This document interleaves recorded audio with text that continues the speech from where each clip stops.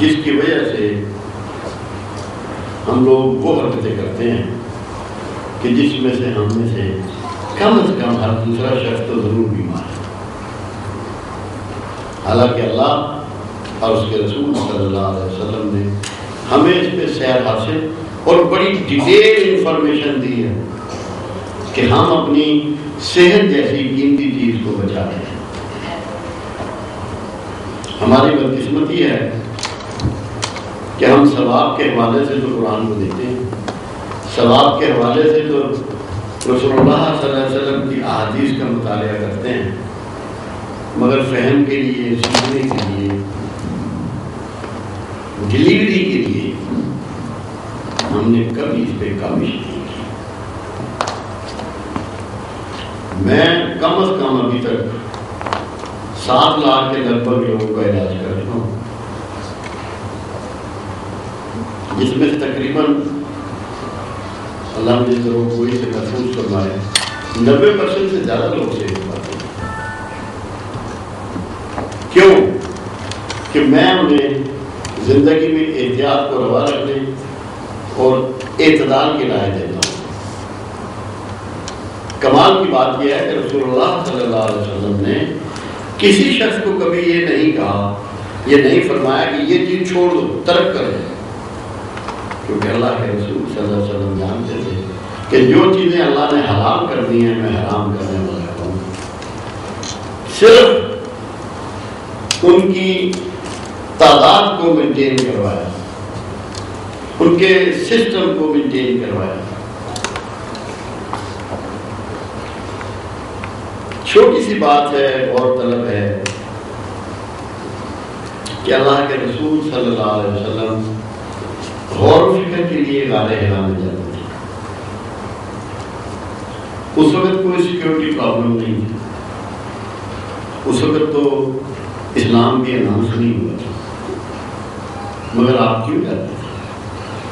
اتنی مشکل جگہ کیوں جاتے تھے؟ کیونکہ اس کے ذریعے آپ نے اپنی امت کو پیغام دیا کہ غور و فکر کے لیے فزیکل فٹنس ضروری ہے. اس لیے آپ وہاں جاتے تھے کہ وہاں فزیکل فٹ آدمی نہیں جا سکتا، کمزور آدمی نہیں جا سکتا. میں انشاءاللہ جب اس پہ بات آگے بڑھے گی تو پھر اگر آپ لوگ سوال کریں گے تو اس کا بھی جواب دوں گا اور ساتھ ساتھ بات کرتا چلا جاؤں گا. میں کوشش کرتا ہوں کہ میں یہ جو مضمون ان کو لکھوایا تھا تھوڑا سا اس کو آپ کے سامنے پیش کیا جائے.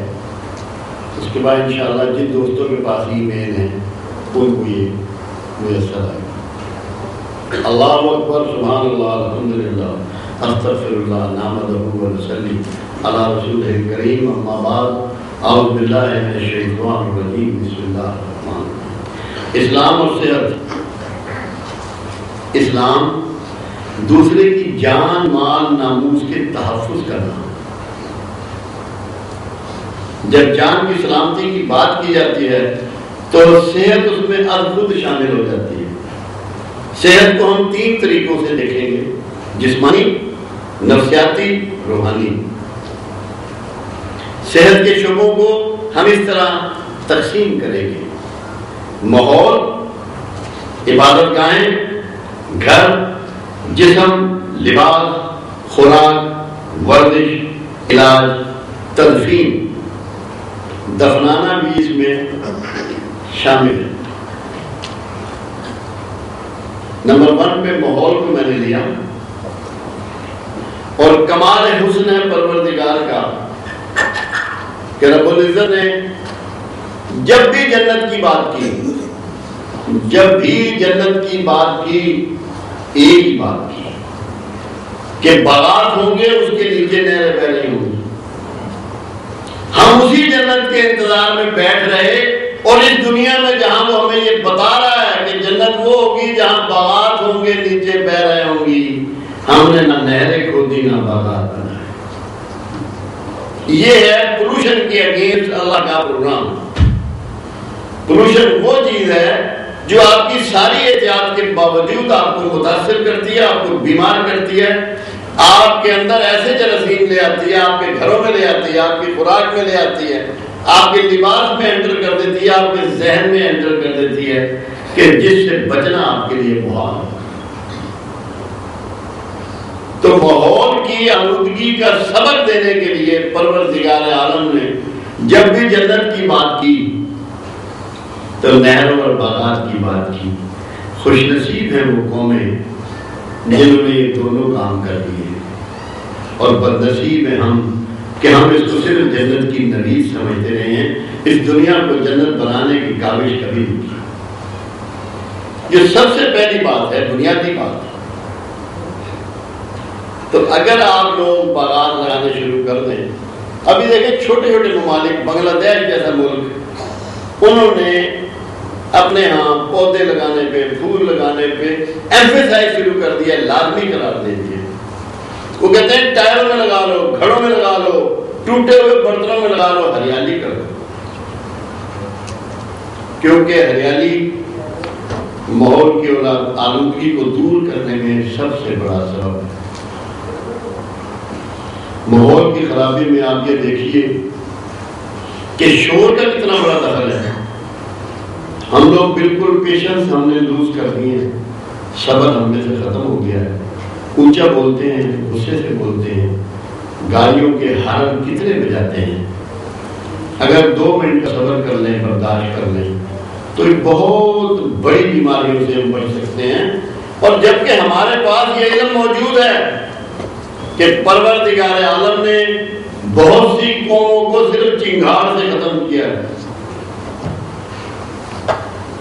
چنگھاڑ سے ختم کر دیا ہے قوموں کو، حکومتیں مٹا دی گئی ہیں صفحہ ہستی سے، اور ہم اس کو اینالائز ہی نہیں کر رہے، سوچ ہی نہیں رہے کہ شور کو ختم کرنا ہے، اس کے لیے صبر سیکھنا ہے، پیشنس سیکھنے ہیں، برداشت سیکھنی ہے، پریکٹس بنانا ہے اس کو اپنی کہ ہمیں شور نہیں کرنا، ورنہ جتنی ذہنی بیماریاں آج ہمارے ہاں ہیں، نفسیات میں اس کا بیان آئے گا، اس میں جہاں بہت سے دیگر ریزنز ہیں، ایک بہت بڑا ریزن شور ہے۔ مدینہ منورہ میں جو اس سے پہلے امام سبیل تھے مکہ مکرمہ کے، وہ گئے مدینہ منورہ گئے، ایک کھانے پہ بیٹھے ہوئے تھے، شیخ نظیر صاحب ایک جلد کے ہوا کرتے تھے، ان کا وہاں بھی مرکز تھا، تو سب لوگ یہ اکٹھے تھے، کھانا کھا رہے تھے۔ تو امام سبیل ایسے بول رہے تھے جیسے ان کو شدید کو گلا خراب ہو یا سانس کی پرابلم ہو، جیسے ہم گوشہ کرتے ہیں، جیسے ہم گوشہ کرتے ہیں، امام سبیل اس طرح گفتگو کر رہے تھے۔ تو ایک بندے نے پوچھا کہ امام صاحب گلا خراب ہے؟ فرمایا جی گلا تو بالکل ٹھیک ہے، کیا تمہیں نہیں معلوم کہ یہ مدینہ ہے؟ یہاں تو ہلکا بولنا ہے۔ تو اللہ کے رسول کے اس زمانے سے یہ ٹریننگ آپ کے لیے ہوگی کہ ہلکا بولنا ہے۔ اور مدینے کے تو کتے زور سے نہیں بھونکتے اور ہم شور مچائے جاتے ہیں۔ ہلکا بولنا ہے، دھیما بولنا ہے۔ دھیما بولنا انسانوں کا کام ہے، مومنین کا کام ہے، متقیوں کا کام ہے، پیغمبروں کا کام ہے، صوفیوں کا کام ہے۔ ہمیں شور کے اگینسٹ جہاد کرنا ہے، ارادہ کرنا ہے کہ میں نے آج سے ہارن نہیں بجانا، میں نے شور پیدا نہیں کرنا۔ بیلیں بھی گھروں میں وہ لگانی ہے جن سے ایسی آواز آئے جو شور پیدا نہ کرے۔ اس طرح ہم گئے نہیں، یہ پولوشن میں بہت بڑی وجہ شور ہے۔ اس کے لیے ہمیں کام کرنا ہے، ہمیں اپنی زندگیوں سے لوگوں کو بیماریوں سے بچانے کے لیے شور کو نکال پھینکنا ہے۔ پھر دیکھیں آپ رسول اللہ صلی اللہ علیہ وسلم کا فرمان مبارک ہے، درخت لگاؤ کہ درخت لگانا صدقہ ہے۔ درخت کیا کرتا ہے؟ آپ کی ساری پولوشن کو دور کرتا ہے، اور جتنے زیادہ درخت ہوں گے اتنی زیادہ بارشیں ہوگی، جتنی بارش ہوگی اتنی رحمت ہوگی، جتنی رحمت ہوگی اتنی صحت ہوگی، جتنی صحت ہوگی اتنا کام ہوگا۔ بیمار تو نہیں کر سکتا، بیمار آدمی کی تو حالت یہ ہے، وہ ابا جی جن کے مشورے کے بغیر کوئی کام نہیں ہوتا، کوئی بارات نہیں جاتی، جب ان کو دما ہو جائے تو گھر والے کہتے ہیں بابا جی گھر ہی رہنے گندیاں اڑ کے کھلا سٹیں گے۔ بیمار کے رشتے ویک ہو جاتے ہیں، بابا جی کی امپورٹنس ختم ہو جاتی ہے، گھر بیٹھو تمہارے دمے سے دوسرے ڈسٹرب ہوں گے، رشتوں کا احترام ختم ہو جاتا ہے۔ اور اگر ہم درخت لگائیں تو 60% بیماریاں اپنی موت خود بنائیں۔ علاج اور معالجہ اور ڈاکٹر کو نہ جانا پڑے۔ اور آپ دیکھ لیں آپ کے پڑوس میں ایک ملک ہے جس کا نام چین ہے، دنیا کی سب سے بڑی پاپولیشن، کتنی کنجیشن، کتنے لوگ، مگر ان کا ایوریج ایج 90 سال سے اوپر ہے، 90 سال سے اوپر ایوریج ایج ہے۔ وہ معتاد زندگی گزار رہے ہیں، ایکسرسائز کرتے ہیں، ہریالی ہے، خوراک میں ان کے طور طریقے درست ہیں۔ تو مقصد کہنے کا یہ ہے کہ تھوڑا سا ماحول کے بارے میں کانشیس ہو، بلکہ فکر مند کہ ہمیں ماحول آپ کا اللہ نے کو نہیں ٹھیک کرنا، پودے اللہ نہیں لگائے گا، آپ بیج ڈالیں گے زمینوں میں، گوڈی کریں گے، اس کو پانی دیں گے، اس کو ہیل ڈالیں گے، اس کو لک آفٹر کریں گے، اس کو پروٹیکٹ کریں گے۔ آپ کے حصے کا کام اللہ نے نہیں کرنا، آپ کو اپنے حصے کا کام خود کرنا ہے۔ اس نے آپ کو علم و عقل اور شعور عطا کر دیا ہے، اس کی یوٹیلائزیشن آپ کی ڈیوٹی ہے، یہ اللہ کی ذمہ داری نہیں ہے۔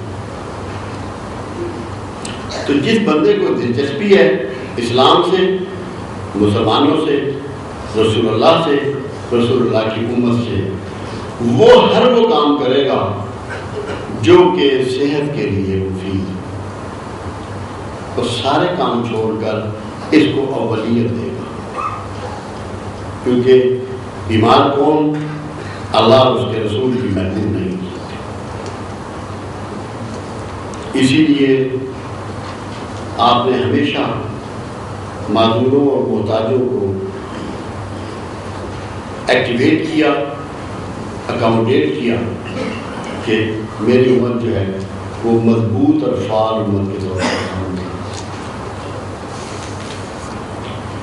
رب العزت نے ابراہیم علیہ السلام کو جب یہ کہا کہ میرا گھر تعمیر کرو، اور قیام کرنے والوں کے لیے، رکوع کرنے والوں کے لیے، سجدہ کرنے والوں کے لیے، اعتکاف کرنے والوں کے لیے، دعا کرنے والوں کے لیے اس کو صاف رکھو، تو صفائی لازم کر دی اپنے گھر کی۔ تو جب اللہ کے گھر کو صاف رکھنا ہے تو آپ نے اپنے گھر کو کیسے صاف نہیں رکھنا؟ پولوشن کے بعد سیکنڈ چیز صفائی آ گئی کہ صفائی اللہ نے فرض کر دی، ڈیوٹی باؤنڈ کر دیا۔ اللہ کہتا ہے میرا گھر تعمیر کرو۔